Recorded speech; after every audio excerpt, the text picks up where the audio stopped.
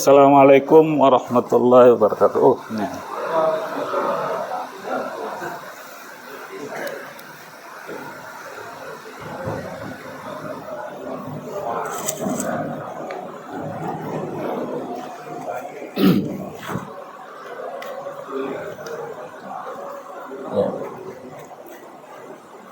Alhamdulillahirabbil alamin. Huwallazi arsala rasulahu bil huda wa dinil haqq liyuzhirahu 'alad dini kullih wa kafa billahi shahida. Asyhadu an la ilaha illallah wahdahu la syarikalah wa asyhadu anna Muhammadan abduhu wa rasuluh la nabiyyan ba'd. Asyhadu an la ilaha illallah wahdahu la syarikalah wa asyhadu anna Muhammadan abduhu wa rasuluh la nabiyyan ba'd. Allahumma shalli ala Muhammad wa ala ali Muhammad. Jamaah subuh yang dimuliakan Allah Subhanahu wa taala, sungguhnya puji dan syukur adalah milik Allah Subhanahu wa taala. Maka pada subuh hari ini marilah kita sama-sama meningkatkan keimanan kita dan syukur kita atas segala limpahan rahmat yang telah diberikan Allah Subhanahu wa taala, sehingga pada subuh hari ini kita bisa sama-sama melaksanakan sholat subuh secara berjamaah. Salam dan salawat senantiasa kita tujukan pada junjungan kita Nabi Muhammad sallallahu alaihi wasallam. Semoga di yaumil akhir kita sama-sama mendapatkan syafaatnya. Jemaah subuh yang dimuliakan Allah Subhanahu wa taala, pada subuh hari ini mari kita sama-sama berbagi informasi atau ilmu sehingga menambah keimanan kita kepada Allah Subhanahu wa taala dan kekaguman kita pada Rasulullah Shallallahu Alaihi Wasallam. Pada subuh hari ini kita akan membahas mengenai masalah faraid atau hukum faris yang beberapa waktu yang lalu saya sudah menyampaikan dasar-dasar hukum waris. Nah, pada subuh hari ini kita lebih memahami simulasinya sesuai dengan kondisi keluarga masing-masing. Ya. Slide ini itu mengingatkan kembali materi saya yang lalu tentang hukum waris. Jadi dasarnya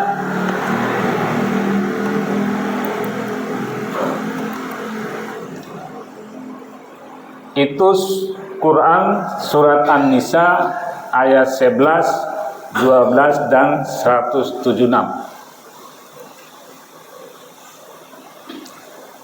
Sebenarnya beberapa ayat sebelumnya, yaitu ayat 7, itu menjelaskan kepada kita bahwa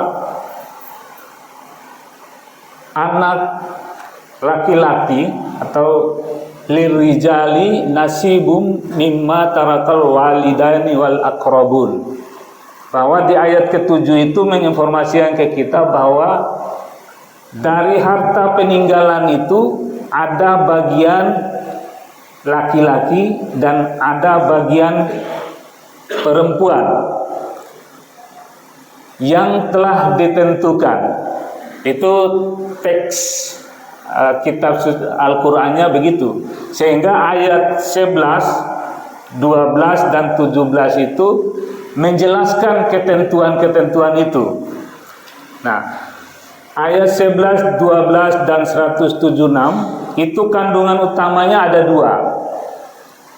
Menjelaskan kepada kita tentang yang pertama adalah silsilah, yang kalau bahasa kerennya family tree. atau struktur kekeluargaan. Nah, itu ada garis ayah, kemudian ada garis kakek nenek, kemudian ayah dan ibu, dan ada anak, serta ada ke sampingnya itu saudara, baik laki maupun perempuan. Nah, dari silsilah ini ada apa? Ada pewaris utama, yaitu garis tebal itu, dan yang kedua pewaris berikutnya. Nah, pewaris berikut itu bisa menjadi pewaris ketika jalur utamanya ada yang putus, ya, ada yang tidak. Sehingga, nah, yang kedua besaran bagian ahli waris. Nah, kalau ayat Al-Quran itu sifatnya deskriptif, nah, kita bisa tabelkan secara sederhana angka-angka itu. Yang pertama, anak laki-laki itu 2 bagian dari harta yang ditinggalkan. Kemudian anak perempuan itu 1 bagian dari harta yang ditinggalkan. Kemudian yang ketiga, anak perempuan lebih dari 2, dia dapat 2/3 dari harta yang ditinggalkan. Kemudian anak perempuan tunggal itu 1/2 dari harta yang ditinggalkan. Kemudian ayah 1/6, ibu 1/6, suami itu 1/4 kalau dia punya anak. Kalau dia tidak punya anak, itu dapat 1/2. Begitu juga ayah, kalau ada anak 1/6, tidak punya anak juga 1/6. Tapi ibu kalau dapat ada anak, itu dia dapat 1/6. Kalau tidak punya, dia dapat 1/3. Kemudian istri dapat 1/8 kalau punya anak, dan tidak punya anak dapat 1/4. Yang ke-9 dan sampai ke-14 itu kalau 1 sampai 9 itu tidak ada, baru mereka bisa kebagian warisan itu. Nah, ini teks Al-Qur'annya seperti itu. Nah, dalam memahami teks ada konteks kekeluargaan atau keluarga yang meninggal, ada konteksnya, sehingga teks itu tidak bisa konteks yang ada harus mendekati teks, harus disesuaikan dengan teks yang ada. Nah, di sini ada catatan, istri itu kondisional.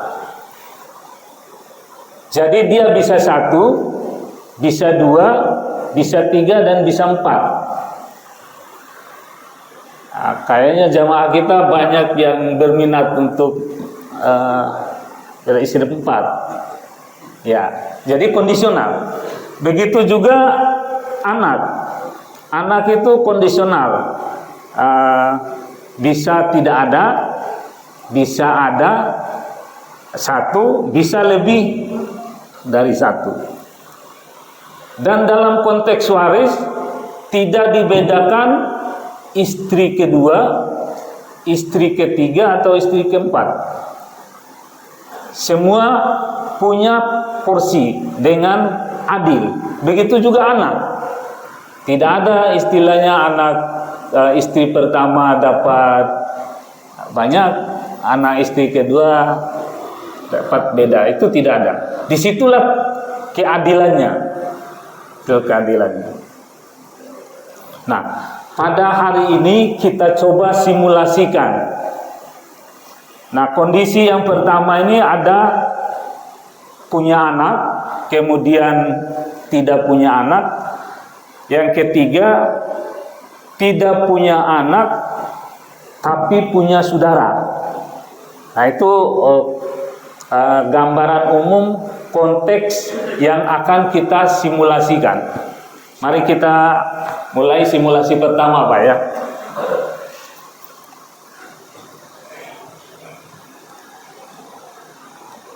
Ya. Kasus pertama, suami meninggal. Suami meninggal, kemudian dia meninggalkan anak perempuan, anak laki-laki dan anak perempuan misalnya. Kemudian ayahnya masih ada.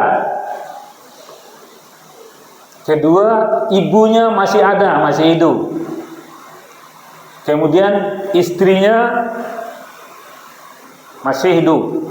Nah, konteks teks ayatnya tadi, anak laki-laki punya dua bagian. Ini angka 2 ini. Kemudian anak perempuan angka 1. Ayahnya seperenam, ibunya seperenam, dan istrinya 1/8. Nah, yang kedua, ahli waris. Kalau anak laki-laki 2, katakanlah seperti itu ya, anak laki-lakinya 2, kemudian anak perempuannya 4, katakanlah gitu ya. Kemudian ayah pasti 1. Gak mungkin ayah itu double 2. Ibu juga pasti, ibu yang melahirkan ya, pasti 1. Kemudian istri ini kondisional ya, bisa kita ganti-ganti angka ini. Nah, kalau yang meninggal itu meninggalkan warisan, ya ini untuk gampang hitungan aja, 10M katakanlah gitu. Nah, masing-masingnya bisa dengan adanya komputer Excel ini bisa kita dapat bahwa istri 1/8 itu dapat 1,25 M misal gitu. Anak laki-laki, setiap anak laki-laki dapat 1,3, anak perempuan 4-nya dapat 677 juta. Kemudian ayahnya yang 1/6 itu dapat 1,6, ibunya 1,6. Ini cara kita menghitung. Nah, kondisional ini bisa kita rubah-rubah. Misalnya, kita rubah anak laki-lakinya 1, karena itu yang kondisional. Iya. Oh.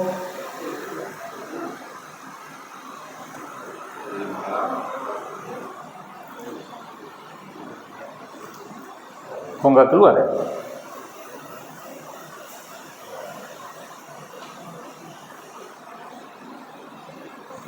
Bentar.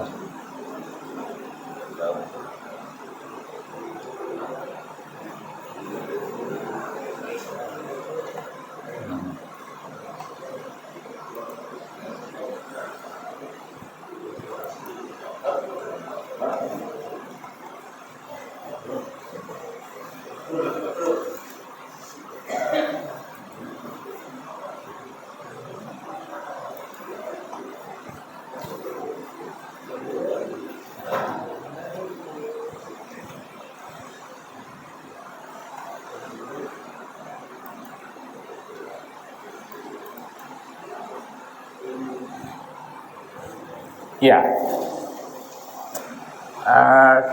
coba kita lihat anak sebagai simulasi. Yang saya merahkan itu katakanlah suaminya meninggal. Ya, ini meninggalkan harta 10 miliar. Ya, mantap ini 10 miliar. Untuk memudahkan hitungan aja. Bisa juga kita ganti 1 juta. Otomatis ini. Kalau misalnya ya yang umum aja ya, 1 juta gitu ya. Ya kan nggak apa-apa. Ini untuk memberikan gambaran aja. Nah, dengan bantuan program Excel, teks tadi bisa kita simulasikan. Nah, misalnya anak ini, kalau anak laki-lakinya 2, itu dia dapat 1,3. Kemudian kalau 4 dapat masing-masing 677. Kemudian istri itu dapat 1,25. Ayah dapat 1,66, ibu dapat 1,66. Karena teksnya, kalau ayah yang meninggal punya anak dapat 1/6, ibu dapat 1/6, istri dapat 1/8. Nah, yang kondisional itu misalnya nih, kalau istri 1, dia dapat 1,25. Kalau istrinya kita rubah menjadi 4 kan itu, dia berbagi, jadi adil itu.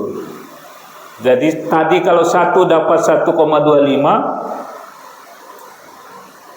kalau istrinya 3, ya dia bagi rata dari 1/8 itu. Nah, begitu juga halnya anak. Ini kalau anak lakinya 2, itu 1,2. Nah, kalau dia 1 misalnya, ya, jadi dia dapat 1,8. Yang perempuannya 4 dapat 9,2.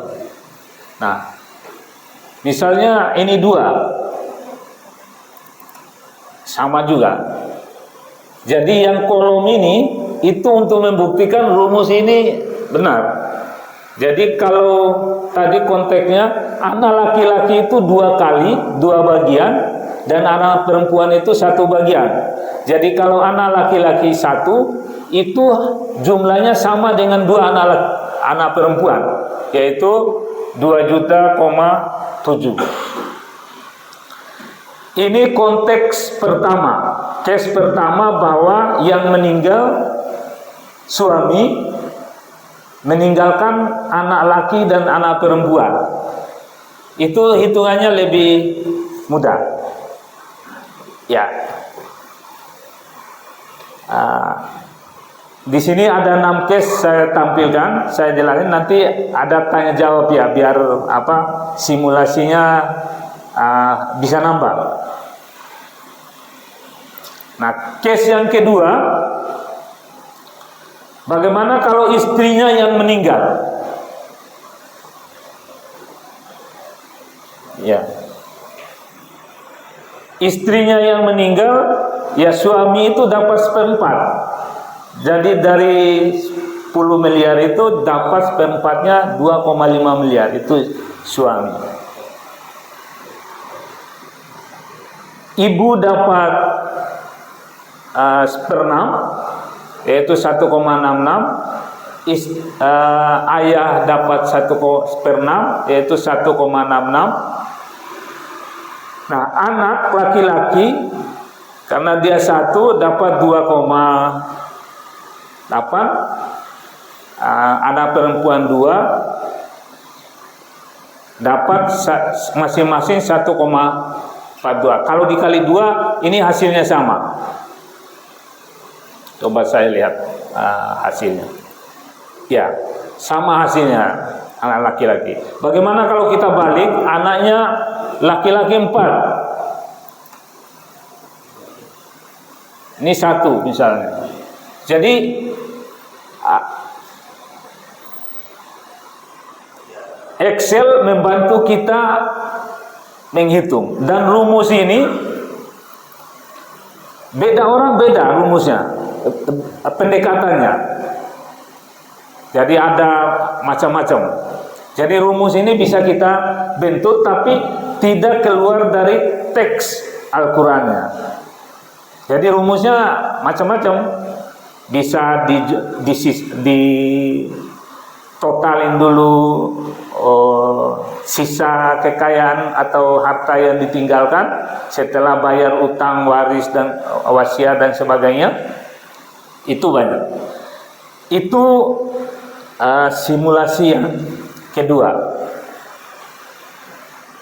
Nah, yang ketiga, bagaimana kalau istri meninggal tapi dia meninggalkan anak perempuan lebih dari 2 orang? Ya, lebih dari 2 orang.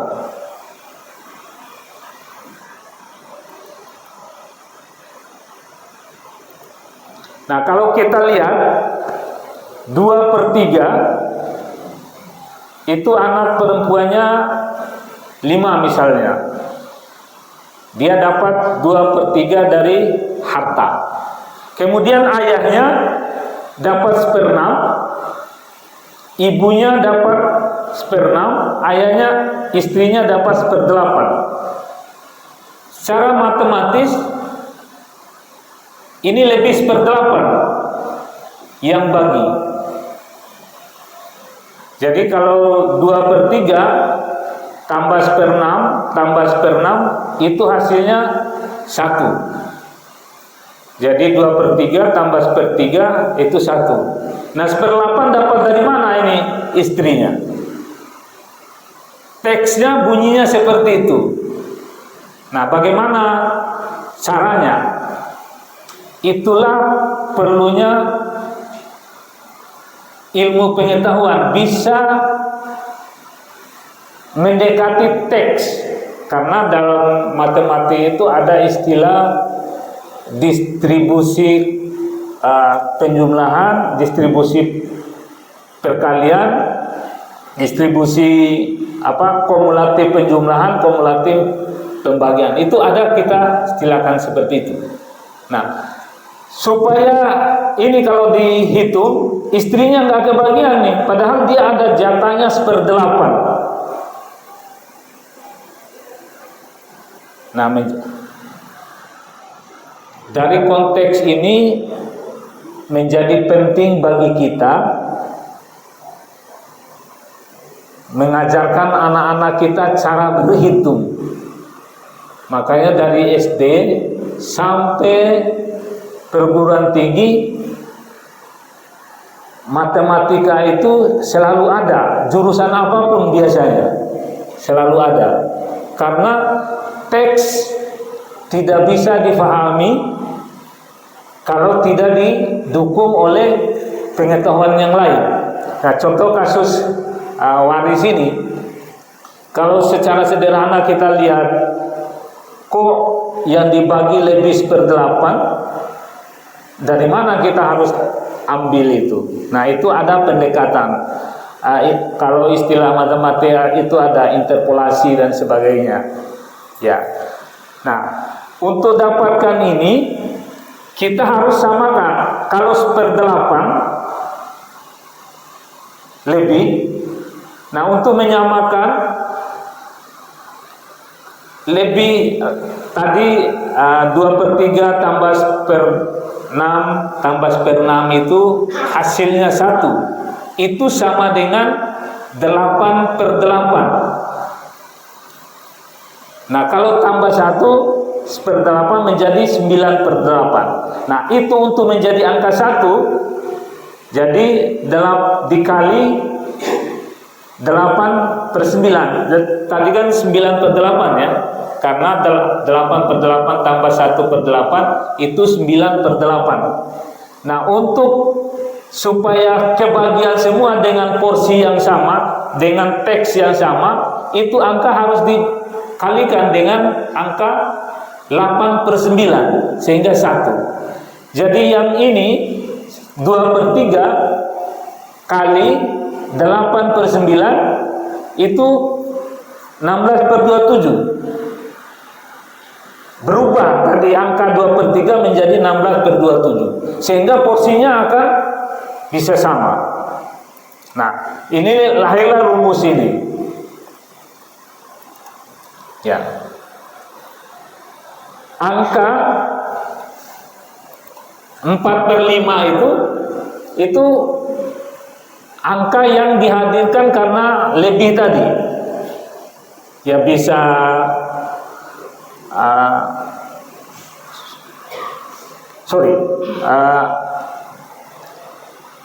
tadi angka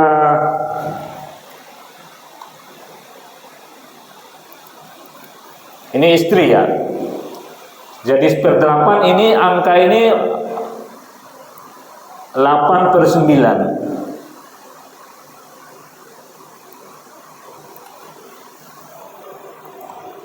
Ya, ini juga 8/9.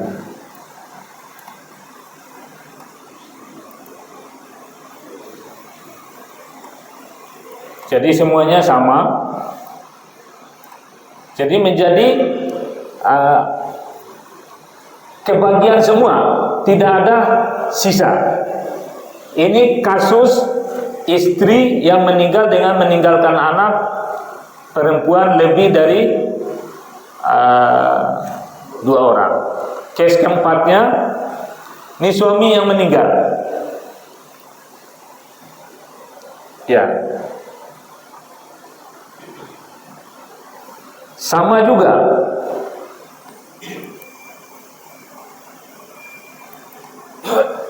Ya.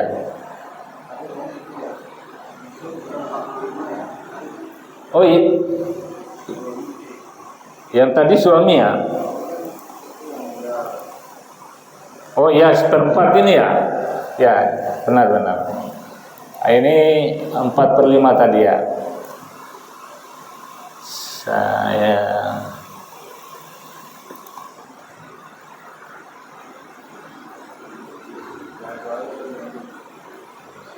ya.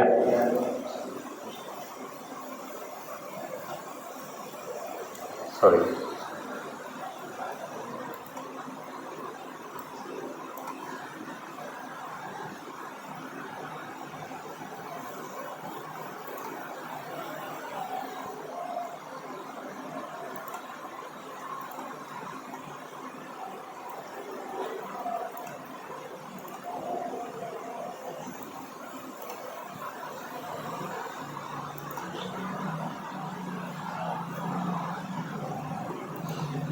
Ya, sama tadi. Kalau ini anaknya dapat 2/3, kemudian sperma sama 1/8. Tadi 4/5, sekarang karena dapat 1/4 ya. Sekarang 1/8. Nah, 1/8 ini harus ambil dari mana kan ya? Pertanyaan kitanya, filosofi. Harta 10 juta, tapi kalau dibagi dengan teks itu kurang 1/8. Nah itu dengan rumus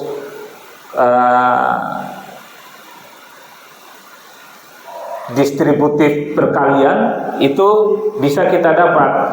Karena 2/3 tambah 1/3 itu sama dengan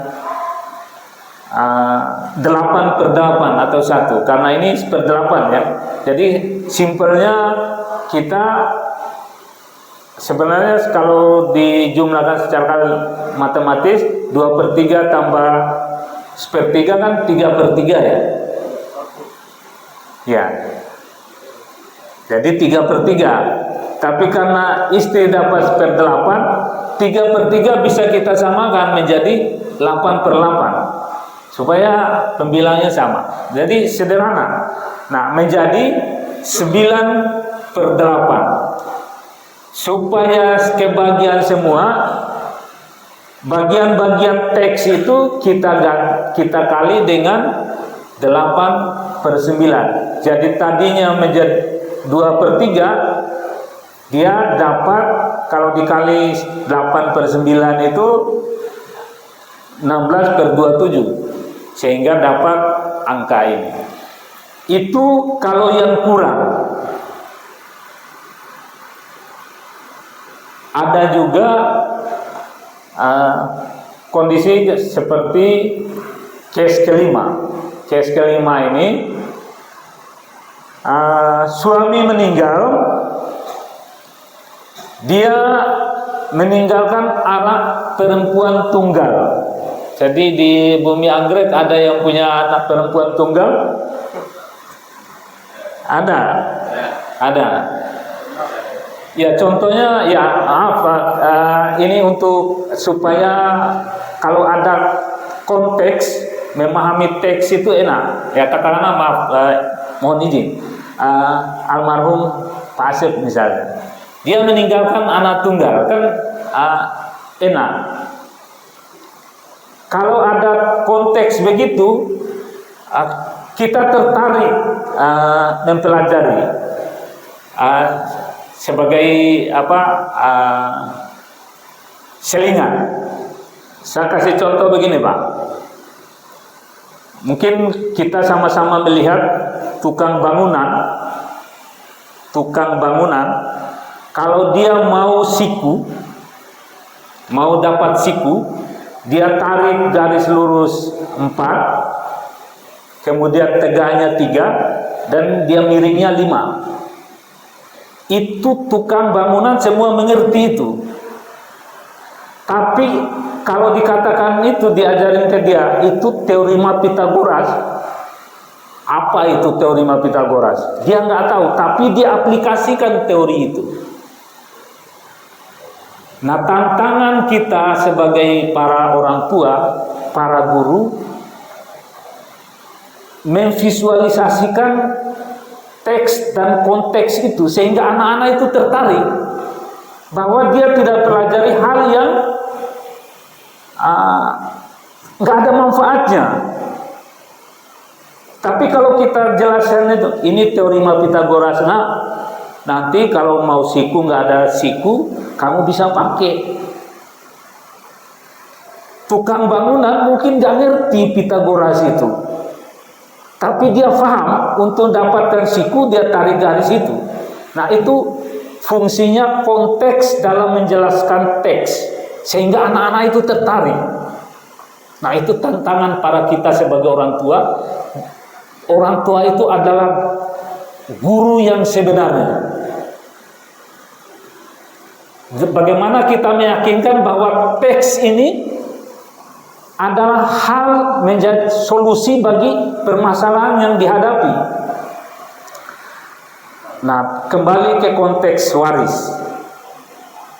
Hitungan-hitungan ini puyeng Pak. Kalau anak-anak itu misal kan anak-anak kita kan ada yang dipondokan ya, dipondok dapat waris, banyak yang pusing katanya. Tapi kalau dia dijelasin basicnya bagus, bagaimana tentang faraid? Oh aman misalnya, aman Pak, aman. Oh agak susah. Nah disitulah hadir kita untuk menjelaskan. Sehingga dengan seperti itu dia termotivasi bahwa ada tantangan, ada solusi yang diberikan. Nah, tadi praktek kita tadi, tukang bangunan tidak punya siku dan sikunya tidak sepanjang masjid ini kan ya. Mau siku itu kan nggak mungkin pakai siku kecil. Tarik garis dia, tarik garis. Itu tukang, dia tidak tahu itu teorema Pitagoras secara teori. Tapi dia tahu saya mau dapat siku itu. Tapi kalau ke anak-anak kita jelasin, ini kamu belajar teorema Pitagoras, fungsinya di sini. Tertarik dia Pak, tertarik dia belajar bahwa matematika itu sesuatu yang mengasihkan, bukan sesuatu yang menakutkan. Nah, ternyata matematika itu, ilmu faraid tanpa basic matematika tidak mungkin bisa difahami. Sehingga lewat forum-forum begini, mari kita sama-sama mengambil peran untuk memastikan operasi dasar matematika itu bisa. Dan sekarang kan menjadi miris bagi kita bapak-bapak, kadang karena tidak ada lagi polisi tinggal kelas ya, naik terus. Kadang udah tamat SMA perkalian 1 sampai 9 itu banyak juga yang tidak bisa. Nah, beda dengan generasi kita yang seumur kita ini, kelas 3, kelas 4 kalau nggak dihafal itu dihajar sama guru dulu ya, dihajar sama guru, sehingga manfaatnya kita rasakan hari ini. Dan mungkin pada saat kita kecil itu komplain juga ke guru, kok kasar banget cara ngajarnya. Tapi itulah perbedaan frekuensi anak sama orang dewasa. Dan disitulah wise-nya orang dewasa itu. Kenapa dia harus keras, mengajarkan guru-guru itu harus mukul dikit supaya dia mau menghafal. Tapi sekarang kan sedikit-sedikit lapor ke Aseto kan kadang gitu ya, anak-anak itu kan menjadi miris kita. Generasi ke depan kalau bekal ini tidak ada, ya harapan kita dengan simulasi-simulasi ini, kita tahu manfaat ilmu itu ada manfaatnya ke depan. Seperti tadi tukang kayu itu, dia tidak perlu tahu teorema Pitagoras itu, tapi dia butuh, saya mau siku ini bangunan. Nah, menyampaikan itu perlu kebijaksanaan para guru. Nah, salah satu guru itu adalah orang tua menyampaikan. Nah, kembali ke sini Pak, dari simulasi. Sebelum saya buka tanya jawab, saya mau sampaikan ini Pak, sedikit ya, sebagai closing ya.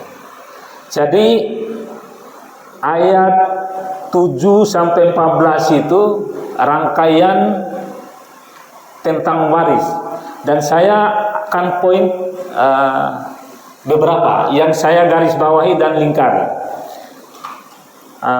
Bagi laki-laki ada hak bagian dari harta peninggalan kedua orang tua dan kerabatnya, dan bagi perempuan ada hak bagian dari harta peninggalan kedua orang tua dan kerabatnya, baik sedikit maupun banyak, menurut bagian yang telah ditetapkan. Ayat 7 ini menimbulkan pertanyaan kita, seperti apa penetapannya? Kan itu kalau secara filosofi pertanyaan yang muncul, ketetapannya seperti apa? Ini putus sebenarnya, bisa kita tanya, sehingga ayat ke-7 dijawab oleh ayat 11, 12 dan 176. Ya. Yang itu ada ayat dijelaskan oleh ayat. Maka pentingnya kita membaca terus Al-Quran itu ada, karena kalau kita baca diberikan kefahaman, Allah akan memberikan kefahaman tentang ayat itu. Ya, itu poin pertama. Poin kedua, nih Pak, sesungguhnya orang-orang yang memakan harta anak yatim itu seperti memasukkan api ke dalam perutnya. Ya, kita persempit dalam keluarga, katakanlah dalam keluarga kita. Kalau kita tidak ikut pembagian tadi, ada saudara kita yang mengambil hak saudaranya, dan itu seperti memasukkan api dalam perutnya. Kita tidak ingin saudara kita dalam kondisi itu, Pak. Pasti kita tidak ingin saudara kita dalam kondisi, dalam konteks ayat ini. Sehingga ayo kita duduk bersama, kita bagi sesuai porsi supaya semuanya aman, terhindar dari memakan harta yang bukan bagiannya, sehingga terhindar dari memasukkan api ke dalam perutnya. Dan semua kita tidak ingin kondisi itu. Itu pesan kedua. Ya. Nah, yang ketiga, ayat ke-14-nya, Pak. Siapa saja yang mendurhakai Allah dan Rasulnya serta melanggar batas-batas ketentuannya, niscaya dia akan memasukkannya ke dalam api neraka. Dia kekal di dalamnya, baginya azab yang menghinakan. Nah, ketika kita membaca rangkaian ini, kita diingatkan bahwa tugas kita itu semua menjaga diri dan keluarga dari api neraka. Menjaga diri dan keluarga dari api neraka. Dan salah satu real effort atau usaha nyata kita itu adalah memahamkan pembagian waris. Jangan karena sosiologis kita, oh bagi rata aja. Nah, kalau posisi itu kita ambil, kita sudah mendorong saudara kita memakan harta yang bukan haknya. Kalau kita karena pengaruh budaya tidak enakan, kok saya laki dapat 2 bagian, yang perempuan dapat 1 bagian, dan kita menafikannya, kita sebenarnya udah terperangkap dalam memposisikan saudara kita memakan harta yang bukan haknya. Tapi kalau memang ada wiseness kita, kebijaksanaan kita sebagai laki misalnya, oke, bagian saya 2. Nah, karena kamu tidak bercukupan, saya hibahkan sebagian bagian saya untuk kamu. Aman dia, aman kita. Dan itulah esensi menjaga diri dan keluarga dari api neraka. Semoga apa yang kita lihat, kita dengar bersama bisa membuka wiseness kita, kebijaksanaan kita dalam memahami konteks agar tidak keluar dari teks, ya, sehingga semua kita terhindar dari tadi neraka, dan kita melakukan tugas kita untuk menjaga diri, keluarga dari api neraka. Mungkin itu yang dapat saya sampaikan. Mohon maaf apabila dalam penyampaiannya tidak tertata, tidak teratur, dan ada kata yang kurang berkenan. Mohon dimaafkan. Kebenaran dari Allah Subhanahu wa taala, kesalahan dari saya sendiri.